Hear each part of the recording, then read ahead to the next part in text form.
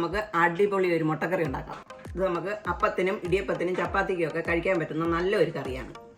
അതിന് വേണ്ടുന്ന സാധനങ്ങൾ: ഒരു 4 മുട്ട, ഒരു സവാള ചെറുതായിട്ട് അരിഞ്ഞത്, ചെറിയ കഷ്ണം ഇഞ്ചി കൊത്തി അരിഞ്ഞത്, ഒരു 3 വെളുത്തുള്ളി ചെറുതായിട്ട് അരിഞ്ഞത്, 2 പച്ചമുളക് കീറി മുറിച്ചത്, 2 തണ്ട് കറിവേപ്പില.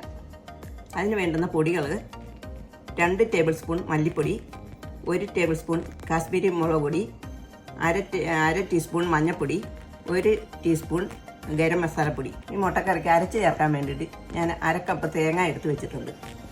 ഇനി നമുക്ക് ഈ തേങ്ങ ഒരു മിക്സിയിലേക്ക് ഇട്ട് അരച്ചെടുക്കാം. ഇപ്പം നമ്മുടെ തേങ്ങ കുറച്ച് അരിഞ്ഞിട്ടുണ്ട്.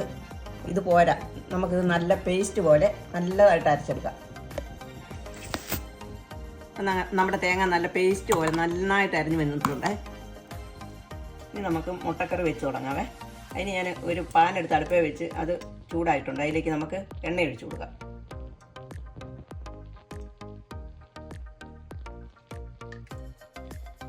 ഇതിലേക്ക് കടുക് ഇട്ട് കൊടുക്കുക.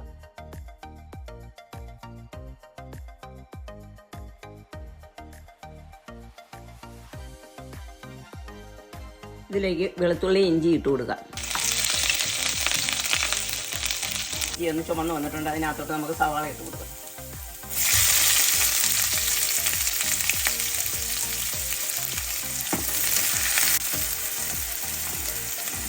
ഇതിനകത്തോട്ട് പച്ചമുളകും കൂടെ ഇട്ട് കൊടുക്കാം.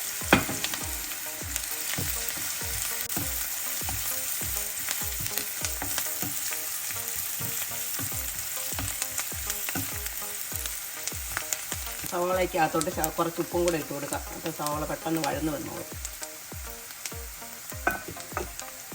സവാള ഒരുപാട് ചുമന്ന് വരണ്ടേ, ഒന്ന് വഴന്ന് വന്നാൽ മതി. ഞാൻ എടുത്ത് വെച്ചിരിക്കുന്ന കറിവേപ്പിലയും കൂടെ ഊരിയിടുവാണ്.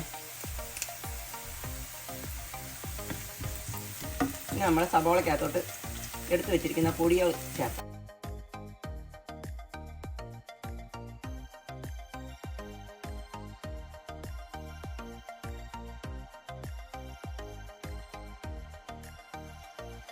ഇതിലേക്ക് നമുക്ക് ഒരു 1 കപ്പ് വെള്ളവും കൂടി ഒഴിച്ചു കൊടുക്കാം.